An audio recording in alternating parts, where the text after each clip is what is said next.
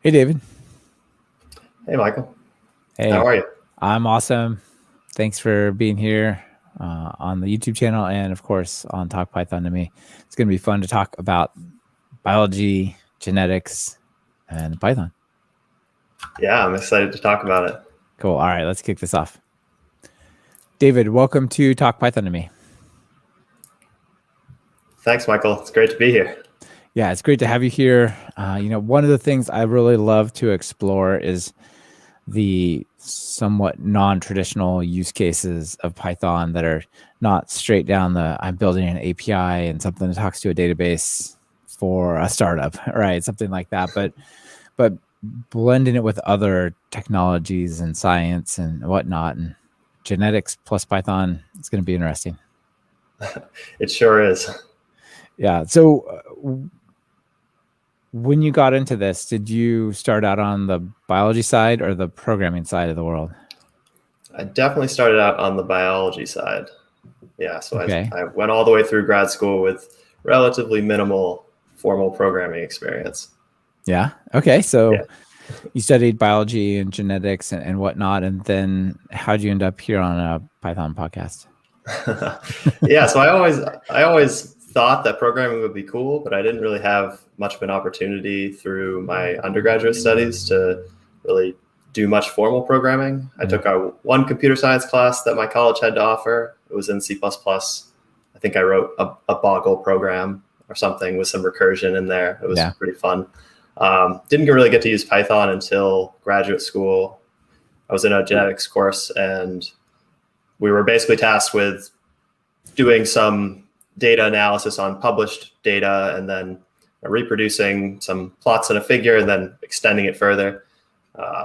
My partner and I decided to learn Python, teach it to ourselves so that we could do this. We heard that it was a good way to do data analysis in biology. And so we basically taught it to ourselves, and we used NumPy and some basic string searching and things to redo this analysis. And it was really amazing what we could do with Python for that simple project. That's awesome. How'd the learning project go? Like, coming from not having a ton of programming, what was your experience like? It was relatively easy, I would say. I think my brain sort of fits pretty well with how programming languages work, but it was definitely a lot in a short amount of time to really dive into how to make sure your while loops don't stay open, and then someone tells you maybe you shouldn't use a while loop at all. I was learning a lot of things not to do right away.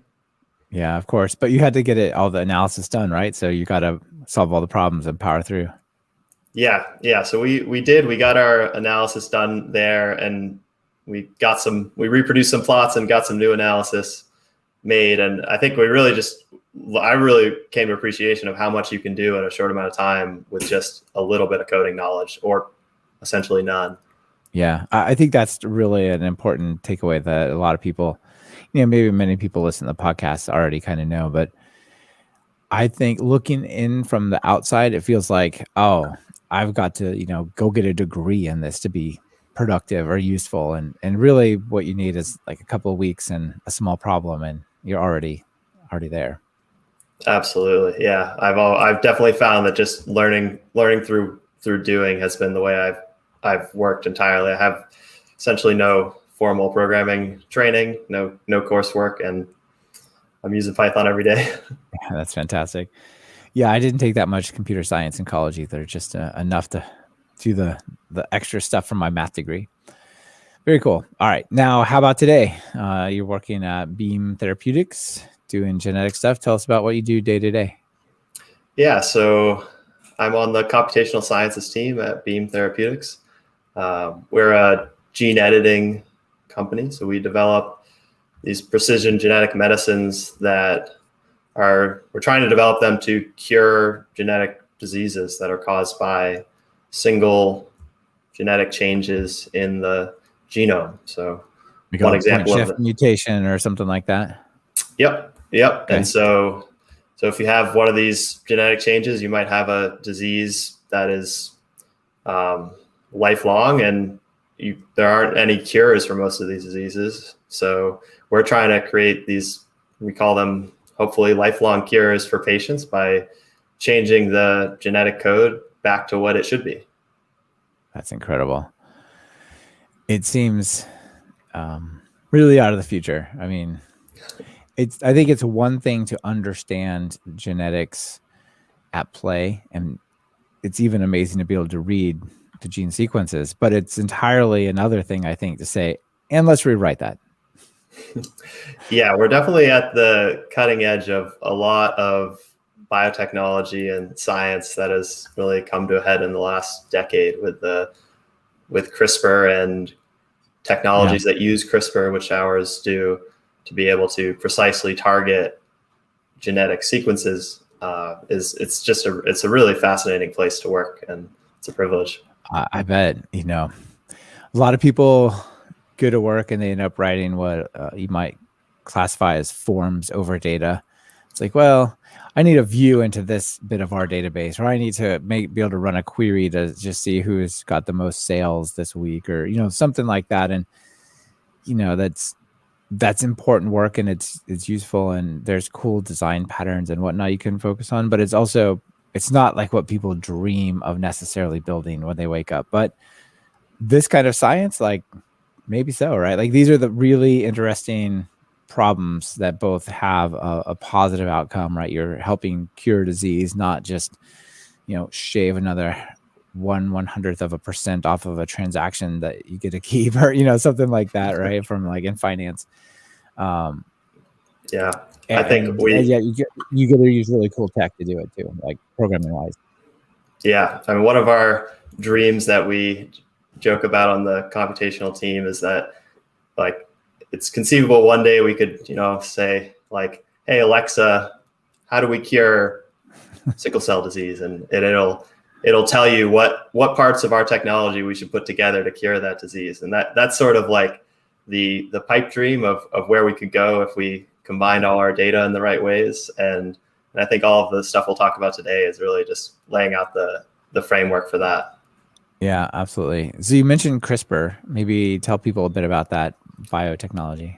Yeah, so CRISPR is a molecular machine which targets a very specific place in a specific genetic sequence. And so usually people are using CRISPR to target a specific place in the genome, a specific sequence.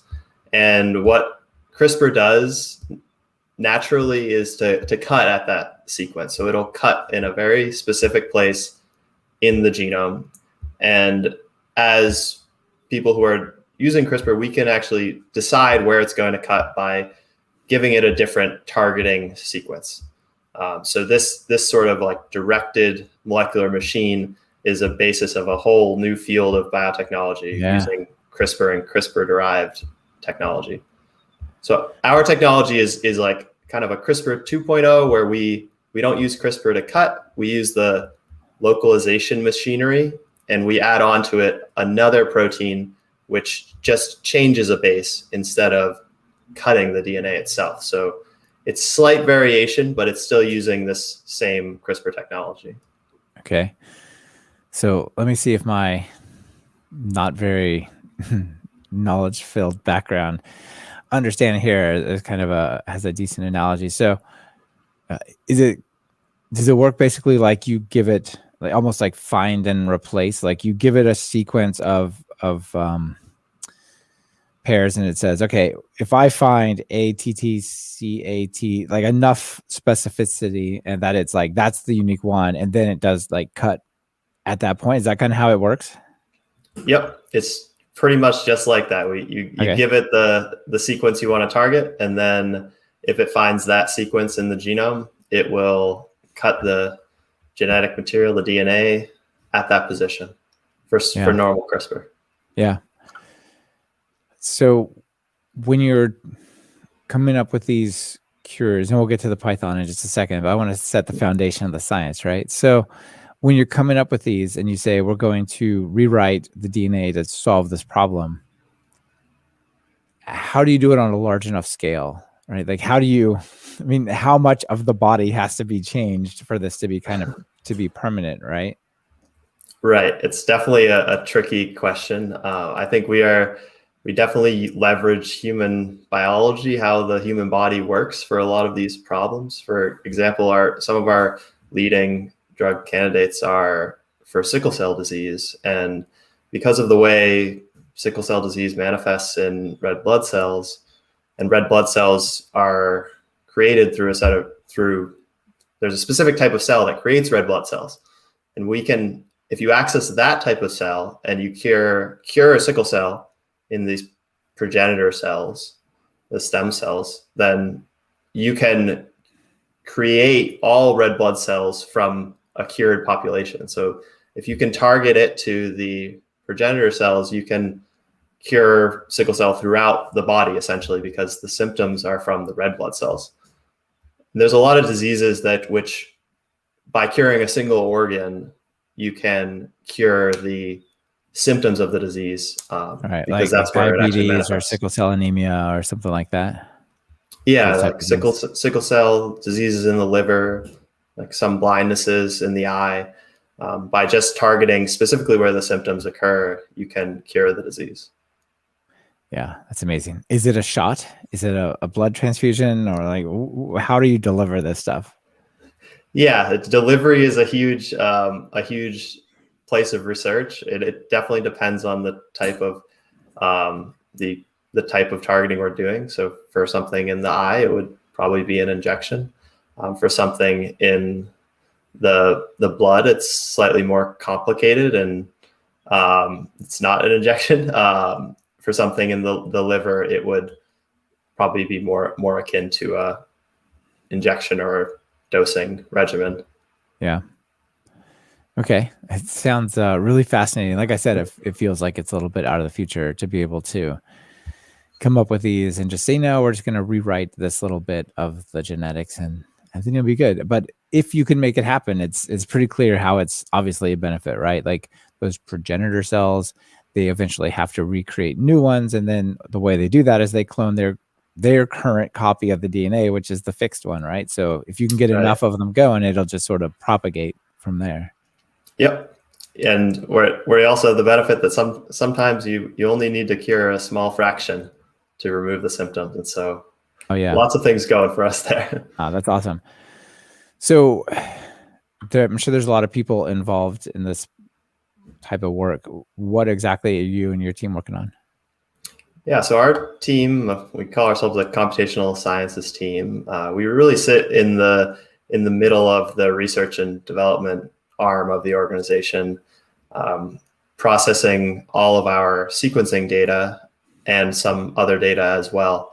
And as you can imagine, with our technology changing DNA, changing genomes, there's a lot of sequencing data, because what we're trying to do is change a genetic sequence. So we have to read out that genetic sequence and then figure out, has it changed?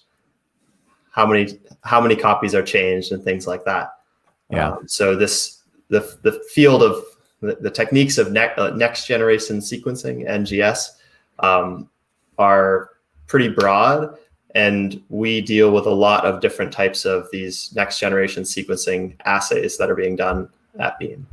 So our team really processes, analyzes, and collaborates with the experimental scientists on performing and developing these experiments.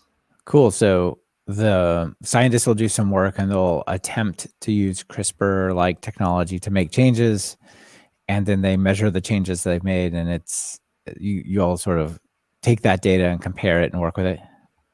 Right. Yeah.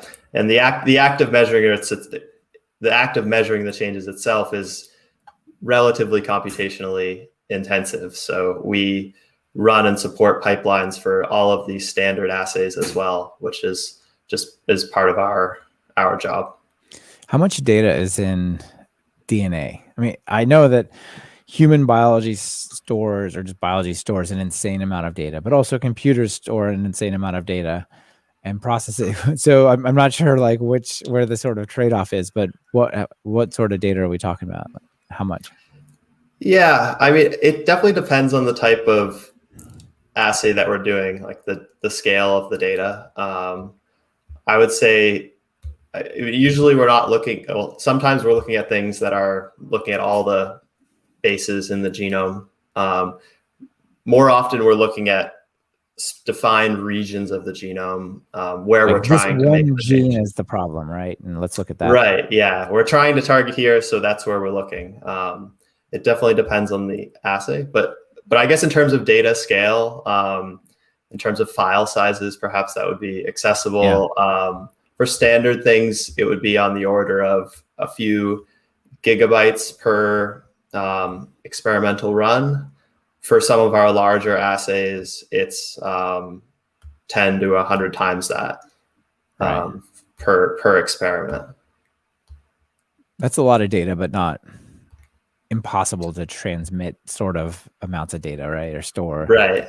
Yeah, I think every little piece of it is pretty manageable. When you start combining them together and looking at some your downstream results and things, the data does get pretty large. But I wouldn't say we're at the scale of like big data analytics at Google or anything like that. Yeah. Or the LHC. If you've ever looked at the data flow layers at the LHC, it's like the stuff near the collectors is just unimaginable amounts of data, right? Yeah, I haven't looked, but I'm sure it's certainly. Yeah, they've got a lot of stuff built in, like on board the detectors to filter it down a bunch, and then it goes for processing, then it gets filtered down some more, and then like eventually it gets to a point where like now we have enough space on hard drives to save it. But before that, it was like it couldn't be saved on hard drives. It was just too much. Wow. Yeah, very interesting. But it sounds to me like some of the real big challenges for you all is the computational bits, right? Because if you take all these things and you can end up in like combinatorial comparison scenarios, I'm sure that can really blow up the computing time. Yeah, I think definitely there's a lot of the challenges is, sometimes in these combinatorics, and there's also just a lot of steps that have to go on to process a lot of this data. There's a lot of biology specific pieces of software that we use for various things, and we have to string them together to create a complete data processing pipeline. And a lot of that is part of our job, how to get all these tools to behave together and act in unison to actually process the data effectively. I could just imagine some of these pipelines are tricky. It's like, well, okay, so it starts over here where the robot gets it and it reads this data and we can access that off the hard drive. And then it has to be sent to this Windows app that actually doesn't have an API. So we got to somehow like automate that thing and then get data out of it. And then is that what it's like? That's some of it for about sure. Your life. Okay. Yeah, there's a couple aspects that I think we might touch on them, but for sequencing experiments, the pipelines are more defined because we usually get the data from a source that's already in the cloud, which I'm always happy about. If we can start in the cloud, we'll stay in the cloud, and that's a nice place to be. For data that's coming directly from instruments on premises, there is another layer of art that has to do with software on the instrument, software that gets the data to the cloud and moves it around between our other database sources. And that is some fun projects in itself there. Yeah, I can imagine. I've worked in some areas where it's like collecting data from all these different things, and then you got to process it and move it along. And yeah, it's not always just send it from this Python function to that Python function to that Python function. There's a lot of janky stuff that wasn't really meant to be part of pipelines, possibly. Absolutely, yeah. So with robots, do you have to actually talk to the robots and like any of the type of automated things? Yeah, for lab automation is what we call our team that has the robots, as we like to call them. As you can imagine, with a lot of these types of experiments, they can be made much more efficient if we can have robots doing the actual transfer of liquids and incubation and centrifugation, these scientific techniques that sometimes you need someone in the lab to do, but oftentimes you can automate them. And so the lab robotics aspect is an important part of how we can efficiently generate data. And a lot of the issues around that come with how to pass instructions to the instrument and how to get back data from the instrument when it's done. And then there's a whole other art of making the instruments actually orchestrate together, which is held in a different world of software. And I don't actually work on that part myself. But that part of programming definitely seems a little bit magical, of getting factories or little automations of different machines to work together. It's very cool. Yeah, there's a whole lot of proprietary software involved in actually running the instruments. But in terms of the problems in getting the data to them, I think it's one of those. It could be a relatively common software problem of getting information from somewhere in the cloud. We have like electronic lab notebooks and laboratory data systems that are in the cloud, and users will be submitting information about how they want their samples processed by the robots.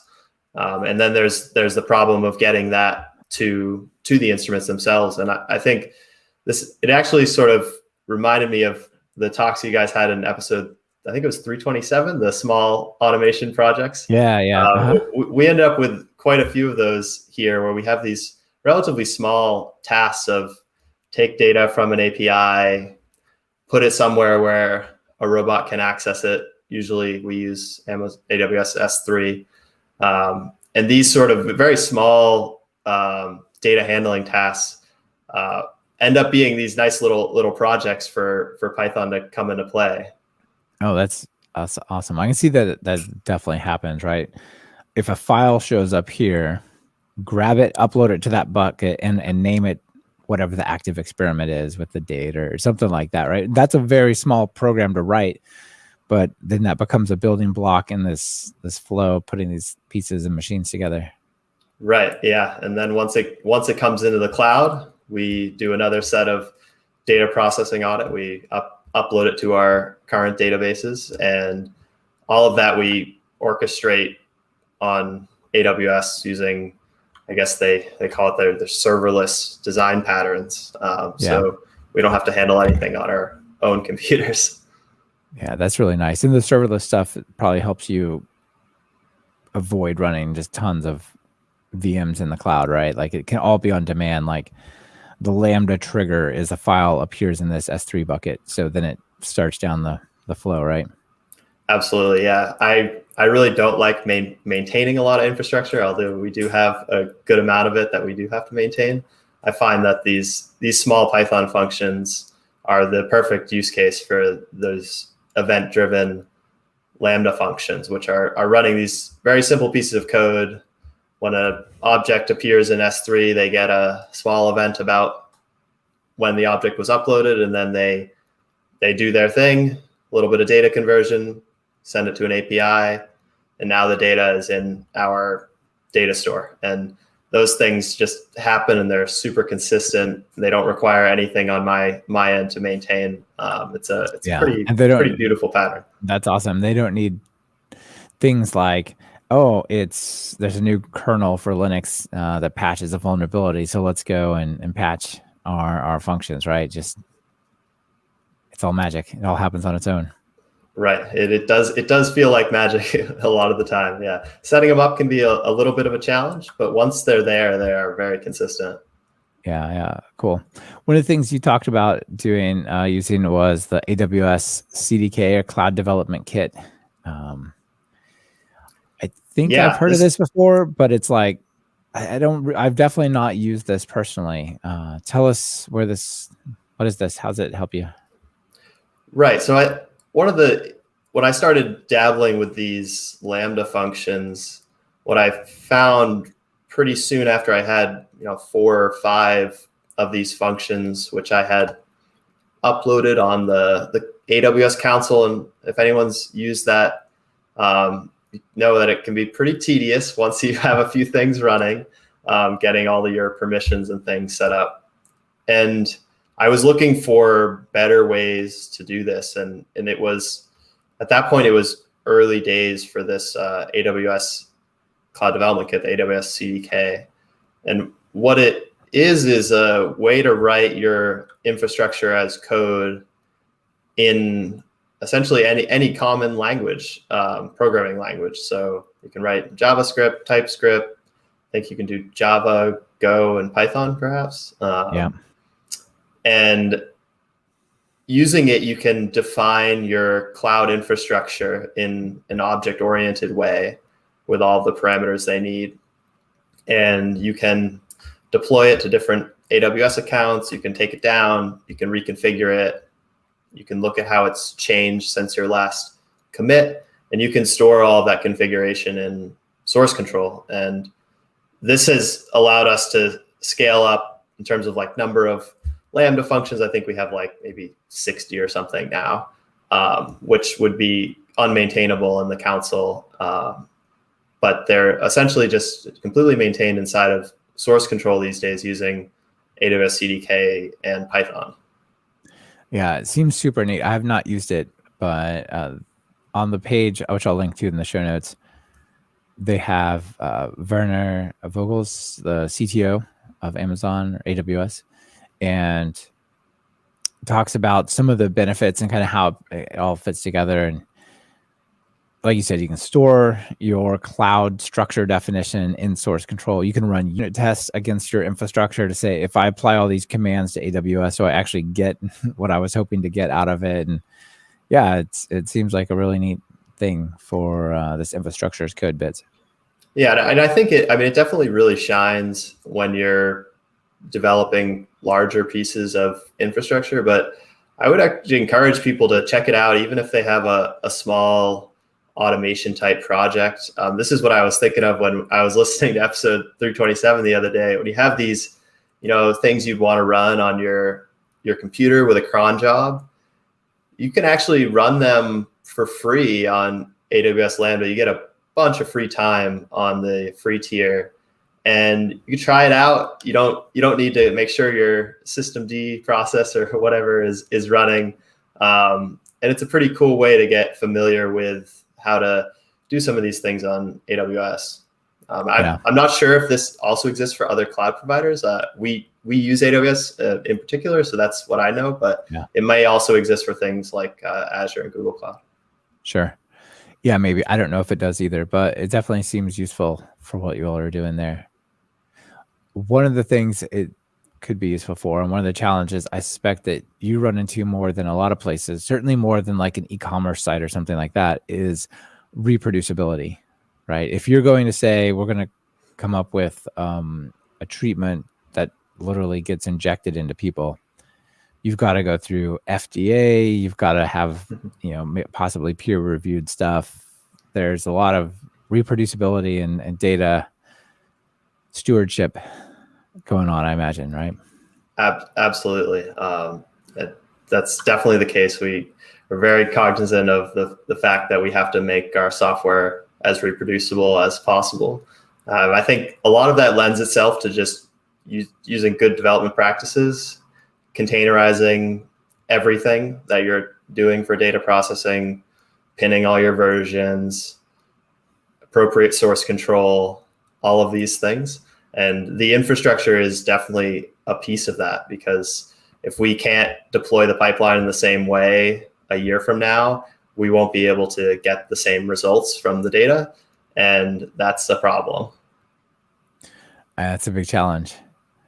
It's tricky, right? Because things like containers and source control, they'll absolutely get you very far.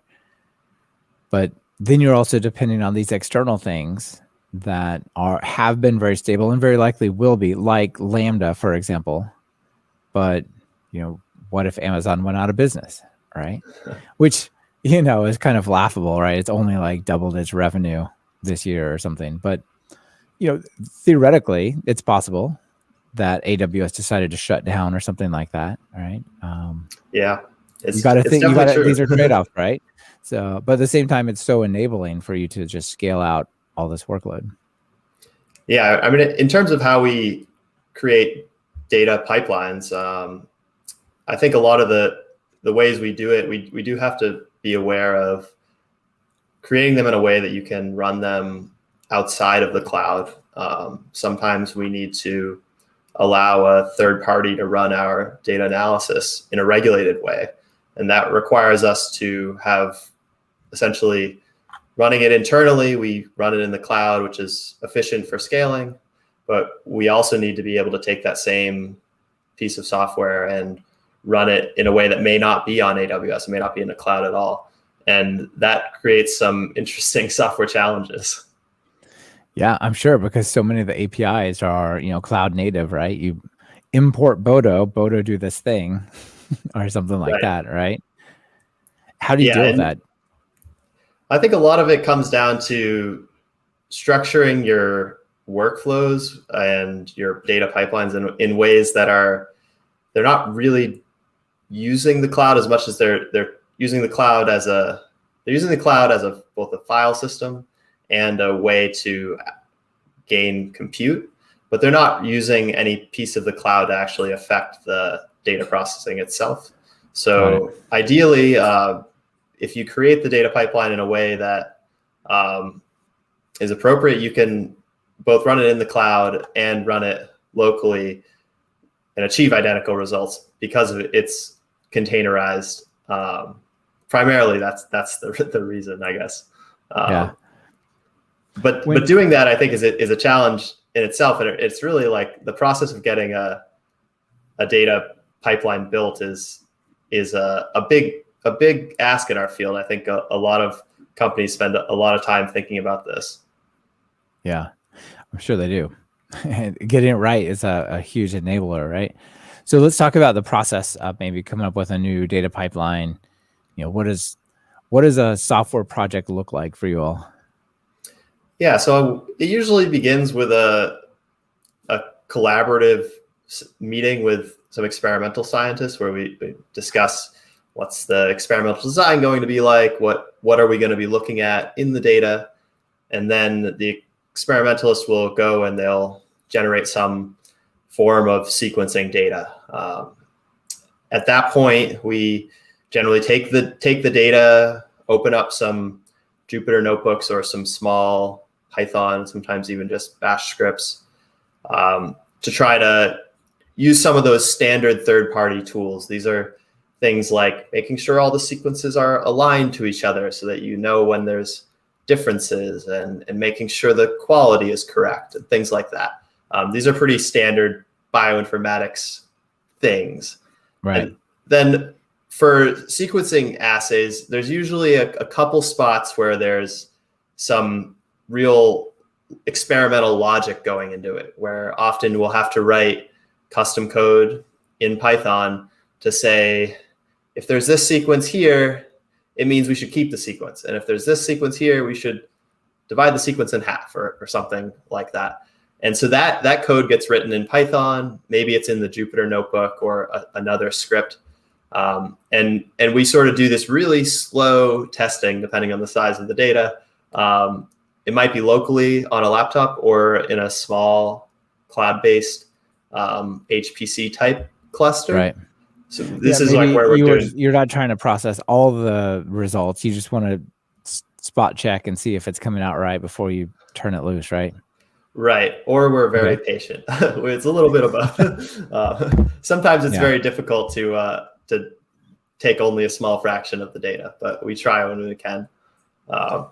And so I guess once we've settled on something that we think is pretty locked down, we'll take it out of the Jupyter notebooks. We don't try to use paper mill or anything like that. We try to get it out of there as soon as possible into some more complex scripts. They might be a shell script that runs a number of other scripts in order, or we might start using some sort of workflow manager. The workflow managers in bioinformatics are pretty common because everyone has the same problem of running all these third-party tools together and custom code. Right. It's a lot of shared tools as well, probably, right? They all use this library or that app. Absolutely. Yeah. There's definitely or whatever it is, right? There's a whole bunch of standard bioinformatics tools that we run on almost everything. And so some of the workflow managers are designed to specifically work very well with those tools, and others are pretty agnostic of what you're doing with them. Yeah. Well, one of the things I find interesting, and listening to you talk about this, it just reminded me, is so often we see these problems that people are solving, right? Like over here, we're using CRISPR to do all this work. And then you talk about the tools you use. It's like, oh yeah, we're using like NumPy and Pandas and Jupyter and these kinds of things. And the thing that I find really interesting is for software development, there's so much of the stuff that it's just the same for everyone, right? They're doing the same thing. And then there's 10 or 20% that like, yeah, this field does this part different, but there's like 80% of, yeah, we should use source control. We're using Python, we're using notebooks, we're using pandas and that kind of stuff. And it's the similarities are way more common than I think they appear from the outside. It's a great point. And I think we'd all be better off if we reminded ourselves of that more often, that we're not, just because we're doing biotechnology and things with Python, that we're largely very similar to other software developers doing data science on business topics or finance, or just standard web development. You could be at a hedge fund and you're like, this isn't that different than what I'm used to, actually. Yeah. And if you think like that, you end up with, I think, better practices overall in the software. Yeah. I totally agree. Also, I suspect that this fact is what also makes the data science tools and all the tooling around Python, the libraries and whatnot, so good, because it's not just like, oh, the biologists have made this part of it really good. It's like most of the people are all really refining like the core parts. Right. Yeah. So I think that's definitely the case. And some of the biology specific tools are a little wonky when you when you start using them. But I mean, things like pandas are really amazing. You can tell the amount of attention or something is different. Cool. What does moving to production look like for you? So you talked about sometimes it's you start the exploration and stuff in notebooks, which is exactly what they're built for, and then moving to maybe a little more composition of scripts and whatnot, and eventually somehow you end up with Lambda, cloud databases, things like that. What's that flow? Yeah, so the process of, I guess we say, like productionizing a pipeline is, we've had pretty well set now, and generally how it works is we say this pipeline is about done, and we'll hand it off to myself or one of my colleagues to start the process of getting it fully cloud capable and scalable. And what that means for us is to take the software in whatever form we've gotten it from our colleagues and put it into a workflow manager. And I think every company has their own version of workflow manager that they choose. We're using Luigi, which is fully Python based. It was, I think, originally developed at Spotify to do this sort of task. It uses like a GNU make type target file DAG creation. I don't know all the technical terms to describe how the tasks are built, but you essentially you have a task at the end and you say it requires the output of this other task, and then that task requires some more, and as they build up, you create a graph of what tasks need to be done to get to our output. Right, a directed acyclic graph, and then the workflow can decide like, oh, these two things are independent, so let's scale them out separately. But now this one has to wait for these two to finish and then get its results, and that coordination can be really tricky. Exactly, and so there's a number of common workflow managers in bioinformatics. I think the two most common are SnakeMake and Nextflow. Luigi has also been really good for us. We like it primarily because it is fully Python based and it uses standard Python syntax, which allows us to really, if we need to, get under the hood and add some customization, extend it where we need to, or fix things that we don't like about it. And I think that was a really important part of our decision in choosing Luigi over some of these other workflow managers. Yeah, for sure. I had a nice conversation with the Apache Airflow folks not too long ago. And one of the things that really struck me about this is the ability for people to work on little parts of the processing, a little bit like that, little Python automation tools or little Python projects that you described earlier in episode 327. In that, instead of trying to figure out all this orchestration, you just have to figure out, well, this little task is going to do a thing. And that, like I said, maybe means see the file and then copy it over there. And if your job was see a file here, copy it over there, like that's a really simple job. You can totally nail that. You know what I mean? Yeah. Whereas if your job is to orchestrate this graph and make sure that it runs on time, and here's the failure case, all of a sudden that becomes super, super hard. So these seem really empowering, almost like the promise of microservices is like, you get to focus on one little part and do that. Yeah, it definitely helps. And it helps with that idea of having these small tasks. It really helps with how you can develop it and reuse the components for each task. Like we might, as we said earlier, that there are these third-party tools that end up being used in almost all of our pipelines. And using something like Luigi or any workflow manager, you can reuse the tasks in different contexts as need be, and you can have your perfectly optimized way of using that task everywhere. And that reuse is really nice. And it's something I think a lot of software developers appreciate. Yeah, for sure. So if you look at some of the folks that are using Luigi, so Spotify, like I believe you said, as you said, created it, but also Foursquare, Stripe, Asana, SeatGeek, a lot of companies that people probably heard of, like, oh, these places are doing awesome stuff. Let's be like them. Yeah, and I think a lot of places use it for like Hadoop and things like that.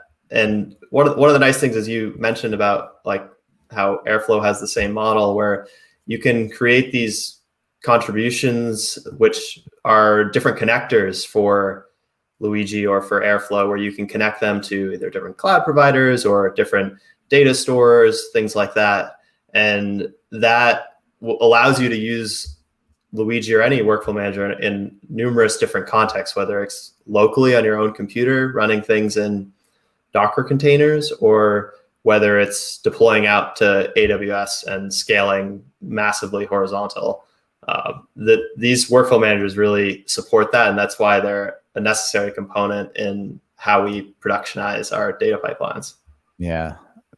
Again, they just seem so empowering for allowing people to focus on just each step independently, which is excellent. Did you consider other ones? Like, did you consider Airflow or Dagster or any of these other ones? Or did you find this fit and you're just like, we're going with this?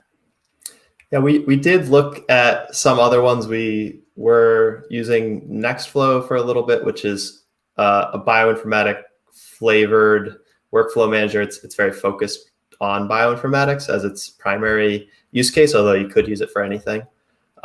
Its syntax is similar to Groovy, and it's based in Groovy. And that was one of the detractors for us, is that it was a little hard to get under the hood and use that because of it. I did briefly look at Dagster after hearing a few episodes. I think it may have been a different podcast, but yeah, I did have Tobias Macy on to give us an overview of the whole data engineering landscape. So possibly, I know he spoke about it then, but I'm not sure when you heard about it. Yeah. So I heard about it on a podcast, probably this one as well. And I did look into it, but it didn't have it at that time. It was pretty early, and it didn't have any connectors to AWS in the ways that we like to use Luigi. The connectors, right? That's such an important thing, because otherwise you've got to learn the API of every single thing you're talking to. Yeah. I mean, these days, knowing how Luigi works, it actually wouldn't have been that big of a task to look under the hood. But so we did choose Luigi, and particularly we like how it handles deployment to AWS, and we use it on the service called AWS Batch, which is, I guess it might be similar to like Kubernetes pod, although I haven't done anything with K8s or anything like that. So I'm not speaking from experience, but it essentially scales up EC2 instances, these elastic compute instances on the cloud as you need them. And it gives out jobs to the virtual computers as necessary. So it spins them up, allocates jobs in a Docker container. They run. When there's no more jobs on the instance, it shuts off. And okay. So what do you come up with, like an AMI, an Amazon machine image that's pre-configured, set up, ready to run, and then you say, I'm going to give you a bunch of data. Each one of these data gets passed to the machine, and it runs, and then maybe even shuts down when it's done. yeah, there is an AMI. We keep the AMI pretty simple because it's the sort of the base for all of them. And then the way batch works is you have your top level AMI that's called the compute environment, I believe. And then inside of it, you run the actual job, and the job runs inside of a Docker container. So, oh, I see. So the Docker container is pre-configured with like all the Python dependencies and the settings that it needs and whatnot. Right. So we have each task in Luigi, each little piece of work has its own Docker container. And then we push those out into the cloud, and they get allocated out onto these machines. They run their task. Data comes in from S3, goes back out to S3. Nothing is left on the hard drives, and then they disappear. And they're these little ephemeral compute instances. And that's all managed by a workflow manager such as Luigi or Airflow or Nextflow. Wow. That's pretty awesome. One of the things that I remember reading and thinking, wow, that's a pretty crazy use of the cloud, was this Ars Technica article from, look at that year, 2011. Oh, wow. So if you think back to 2011, like the cloud was really new, and the idea of spending a ton of money on it and getting a bunch of compute out of it was still somewhat foreign to people. So there's this article I'll link to called the 1,279 per dollar per hour, 30,000 core cluster built on Amazon EC2 cloud, which is this company, this pharmaceutical company that needed to do a lot of computing. And they said, instead of buying a supercomputer, basically, we're going to come up and just fire off an insane amount of cores. And I think, if I remember reading this correctly, that they weren't allowed to make that many cores in a single data center. So they had to do this across. They also had to coordinate in like multi-data center type of processing as well, because it's just the scale of everything. This seems like the type of work that you all might be doing. Yeah, it does look very familiar. we do occasionally. War stories? Can you tell us anything about this? Yeah, we do occasionally have a certain type of molecular modeling job that we can scale very wide, and I think this sort of 30,000 number looks pretty familiar. I think our largest jobs today have been about 10,000 CPUs wide and running for a few days, so maybe like 4 or 5 days. I think the number was like 4 or 5 days on the 10,000 cores. Yeah, it's a lot. So I think it was like over 1 million CPU hours on AWS Batch, and that was just something that we could really heavily parallelize, and we needed the data fast, and it worked. You pull it all back and aggregate it all together at the end, and it was a really useful data set. And it's pretty amazing what you can do on some of these cloud providers by going really wide. Yeah, it's crazy. There's some places where it makes sense to like build true supercomputers. Like Oak Ridge has this thing called Summit, which is like this insane supercomputer that they have. But a lot of times, it's there's the latency of getting something like this set up. There's the overhead of, well, guess what? Now you're an admin for like an insane, there's only 3 in the world supercomputer type system, right? It's got to be empowering to be able to just hit go and then let all this happen and not worry about all those details, right? Yeah, and there's definitely still some stress involved in starting one of these jobs. If you just, it's not cheap. Any way you slice it, we do try to do everything we can to make it as efficient in cost as possible. But yeah, I'm sure there's 2 aspects to it that really jump out to me. One is was that the wrong version of the code? The one that still had the bug? We got to throw away all the data. Whoops, we just ran for 5 days and thousands of dollars got burned up, and there's a bit of a problem there. So whoops. And now it's 5 days later till you get the answer as well, right? That's one. And then I'm losing track of my thought of my other one. But yeah, anyway, it's just got to be stressful to be like to set that up and then press go, right?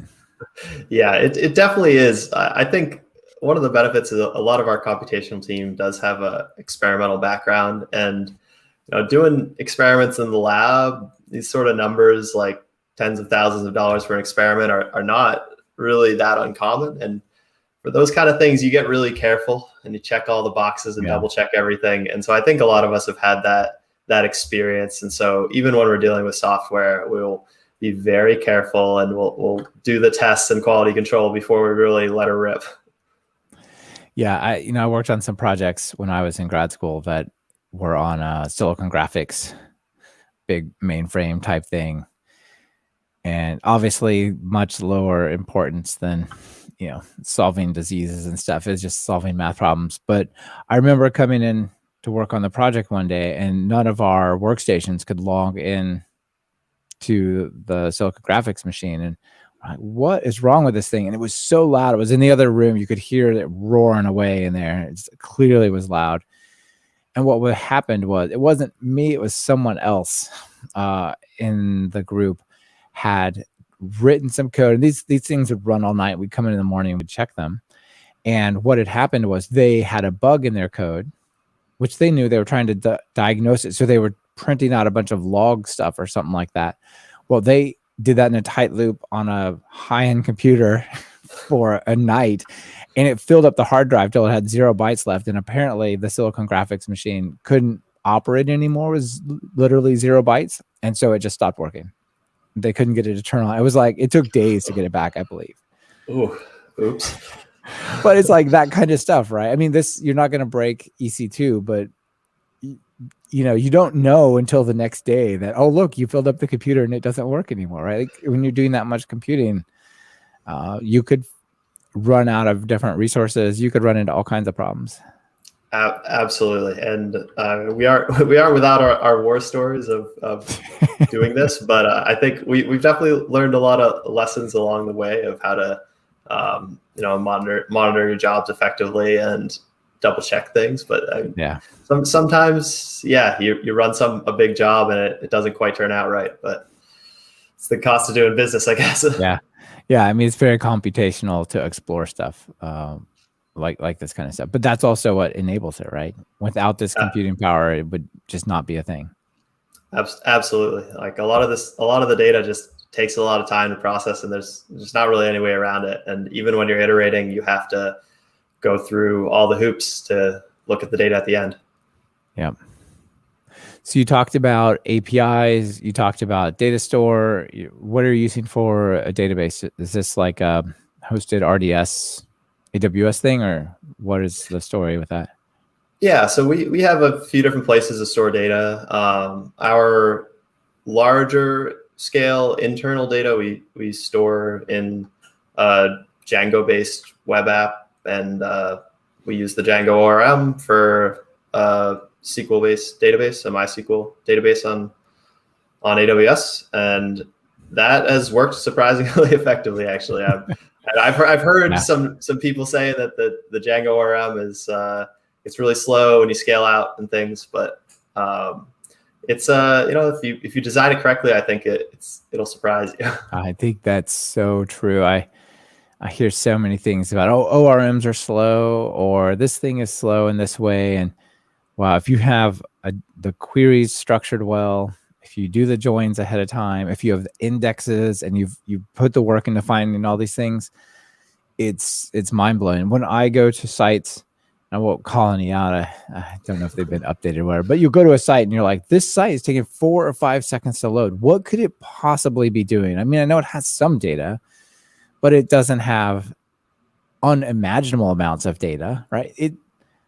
Surely somebody could just put an index in here, or worst case, a cache and something, and it would just transform it, right? So yeah, I'm glad to hear you're having good experiences.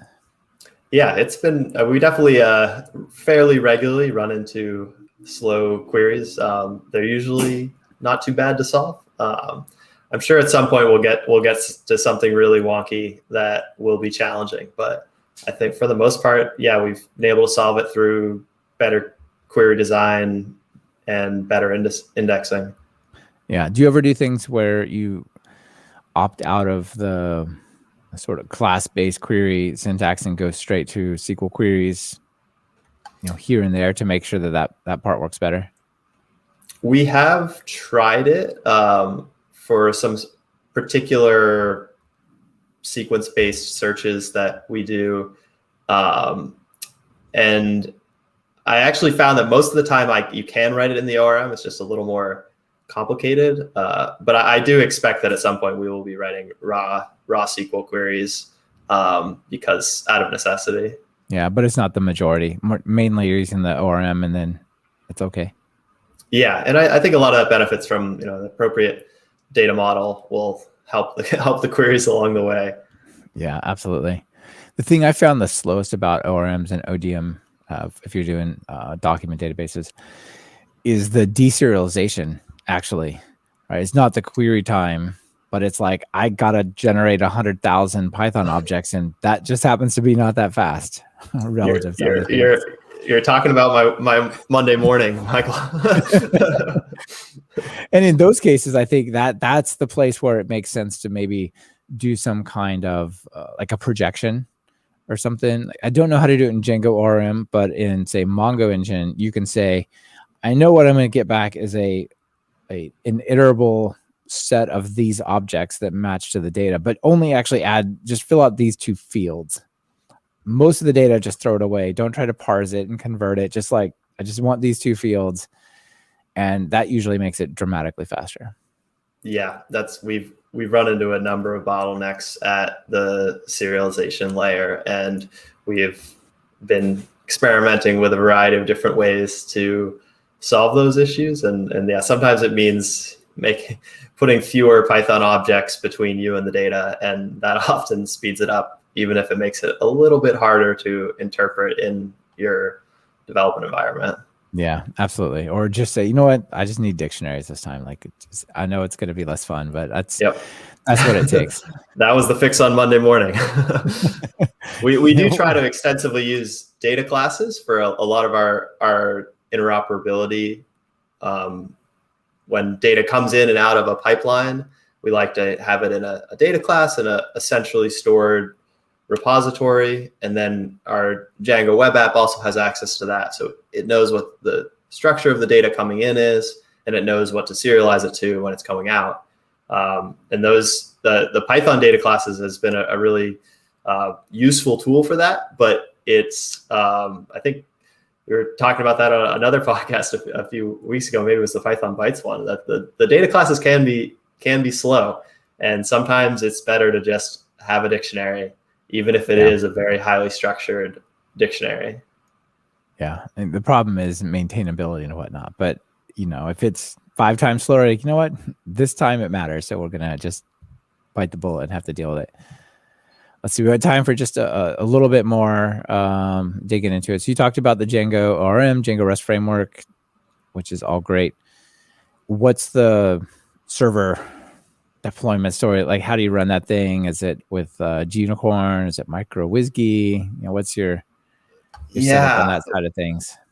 Ours is a little custom. I guess in some ways it's pretty standard. I think we're I'm blanking on exactly how it's set up now, but it's there's an Nginx proxy. I am blanking on, it might be Gunicorn. But I feel like Unicorn and Django go together frequently. I'm not sure why they got paired up specifically, but yeah, it's a good one.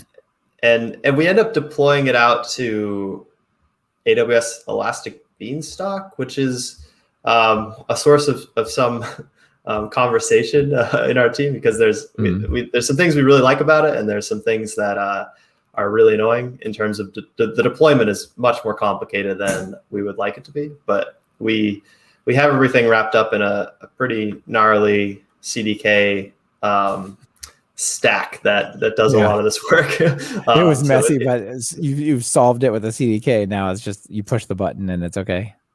It's exactly like that. We have a very automated deployment process. I wouldn't like to refactor it, but it's there and it works. So that works for us. But I think it's a pretty standard Django deployment on the cloud, and it works well. Yeah, cool. All right. Well, I think that's probably about it for time to talk about the specifics, what you all are doing. But there's the last two questions, as always. So let's start with the editor. If you're going to write some Python code, what editor do you use? VS Code. A lot of the remote development environment on that. Oh, yeah. You use the remote aspect of it? Yeah, we're doing a lot of work on EC2 instances as our day-to-day work. And VS Code, the way it works with instances in the cloud is really amazing. So I would encourage anyone to check out that extension for.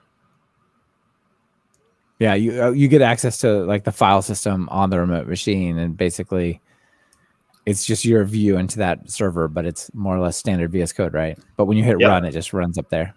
It feels exactly like you're on your own computer. Sometimes I actually get confused whether I'm on a remote or not. It doesn't work because I'm in Virginia. I see. Yeah. All right. And then notable PyPI package. I'll have to shout out some of the ones we talked about. I would encourage people to look at AWS CDK if they're on AWS. I think it has some really interesting things there. And then also Luigi as a workflow manager. If people are doing any of these types of data pipelines that have tasks that get reused, these sort of workflow managers are really cool. And Luigi is a pretty accessible one for anyone that's familiar with Python. Yeah. All right. Fantastic. Yeah. I'm just learning to embrace these workflow managers, but they do seem really amazing. All right. So for all the biologists and scientists out there listening, thinking you've got this really cool setup and all this cool computational infrastructure, what do you tell them? How do they get started? Maybe biology or wherever. Yeah, I mean, I think biology is a good place to start, but we're also happy to have people come from a software background that are really interested in learning the biology. And I guess as a final plug, we do have a few open positions. So if you're interested, check out our careers page and give us an application. Are you guys a remote place? Remote friendly, or what's the story these days? Yep, we're remote friendly. I'm actually living in Philadelphia, and our company is based in Cambridge. So, interesting. Yeah, I mean, it's a short trip to the cloud, no matter where you come from, basically. Right? Absolutely. Right on. Oh, David, thank you for being here and giving us this look inside all the gene editing Python stuff you're doing. Thank you, Michael. It was a pleasure. Yeah, you bet. Bye. Bye.